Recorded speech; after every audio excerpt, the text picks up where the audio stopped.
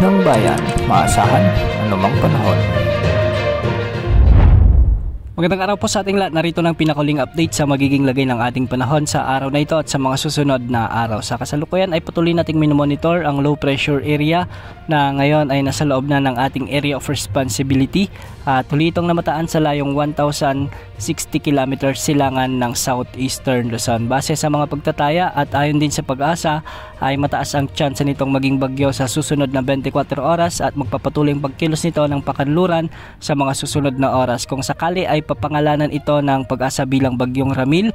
At kung titignan naman natin sa mga ipinapakita ng mga wind models na ating ginagamit ay pinupunteriya nito ngayon ang Northern Luzon o di kaya naman ay Central Luzon. Sa araw ng weekend o di kaya naman ay sa linggo inaasang tatama ang sentro ng potensyal na bagyong Ramil na ito sa bahagi ng Northern Luzon, pero kung sakaling mas itutulak pa ito ng northeasterly wind flow ay mas bababa pa ang track na posibleng daanan ng potensyal na bagyong ito. Kaya sa mga kababayan natin sa Luzon ay paghandaan ang potensyal na bagyong ito dahil posibleng magdala ito ng mga malalakas na pag-ulan at pagbugso ng hangin lalong-lalo na sa weekend hanggang sa araw ng Lunes. Samantala ngayong araw nakakaapekto naman ang easterlies o yung mainit na hangin mula sa karagatang Pasipiko. Nakakaapekto ngayon ito sa Metro Manila, Bicol Region, Eastern Visayas, sa may mainland Cagayan, Isabela, Quirino, Nueva Vizcaya, Nueva Ecija, Aurora, Bulacan, Rizal, sa may Laguna, Quezon Province, Oriental Mindoro, Marinduque, Romblon,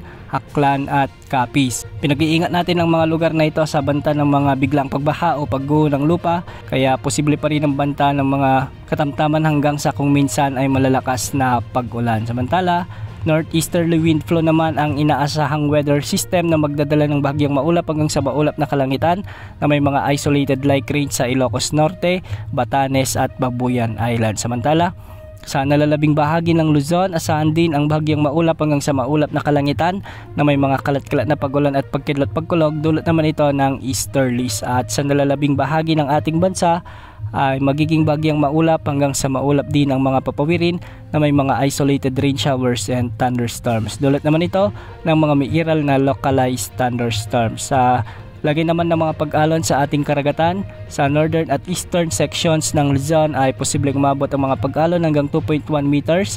Samantalang sa Visayas at nalalabing bahagi ng Luzon, posible ang mga pag-alon hanggang 1.5 meters. At sa mga karagatang sakop ng Mindanao, posible ang mga pag-alon hanggang 1.2 meters.